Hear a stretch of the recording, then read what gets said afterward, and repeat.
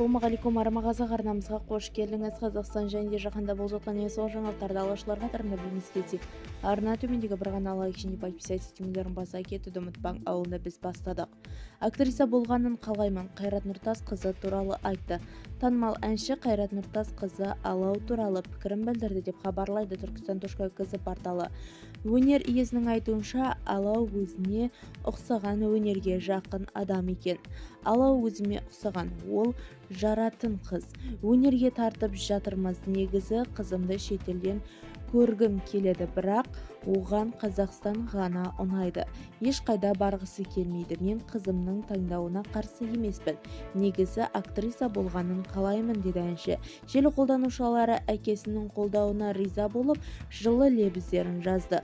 Қылықтары, биі икемі Қайрат Нұртасқа ұқсайды. Күшті актриса шығады Алаудан.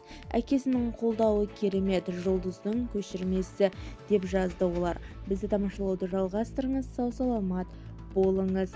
Біздің арнада ең соңғы жаңалықтарды алғашқылар қатарында біле отырыңыз. Сау саламат болыңыз.